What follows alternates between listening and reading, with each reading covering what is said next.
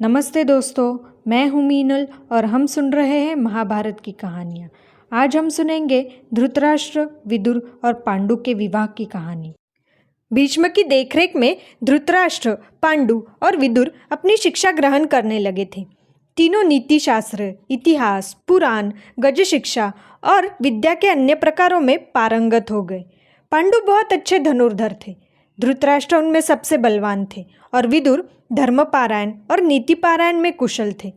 काल व्यतीत होने के साथ साथ ही तीनों बालक बड़े हो गए। धृतराष्ट्र अंधे होने के कारण और विदुर दासी के पुत्र होने के कारण भीष्म ने पांडु को राज सिंहासन पर बैठाया। हस्तिनापुर साम्राज्य अपनी समृद्धि के लिए बहुत प्रसिद्ध था। भीष्म पितामह चाहते थे कि इसकी सीमाओं का और अधिक विस्तार किया जाए। इस काम के लिए जरूरी था कि सीमावर्ती राज्यों से दोस्ती की जाए। भीष्म को पता चला कि गांधार नरेश सुबल की पुत्री गांधारी अत्यंत सुंदर लक्षणों और गुणों वाली है। साथ ही उसने भगवान शंकर की आराधना करके 100 पुत्रों का वरदान भी प्राप्त किया है। भीष्म ने विदुर के साथ विचार विमर्श कर गांधार नरेश से राजकुमार धृतराष्ट्र के लिए राजकुमारी गांधारी का हाथ मांगा।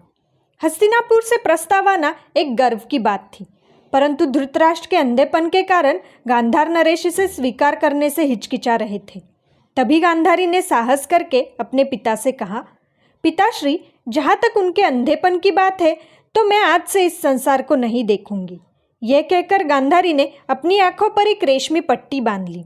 गांधारी का भाई शकुनी स्वयं गांधारी को लेकर हस्तिनापुर गया और उसका विवाह धृतराष्ट्र से संपन्न कराया।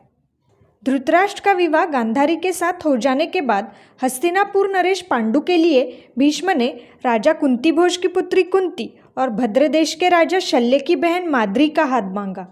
दोनों राजाओं ने भीष्म के इस प्रस्ताव को स्वीकार कर लिया। कुंती और माद्री के साथ पांडु का विवाह धूमधाम से संपन्न हुआ। वहीं राजा देवक के यहाँ एक बहुत ही सुंदर दासी पुत्री थी, जिसके साथ भीष्म ने विदुर का विवाह रचाया। अगली महाभारत कहानी में सुनेंगे कुंतीभोज की पुत्री कुंती की अवैवाहिक जीवन की कहानी। ऐसी और कहानियाँ सुनने के लिए चैनल को सब्सक्राइब करना मत भूलना।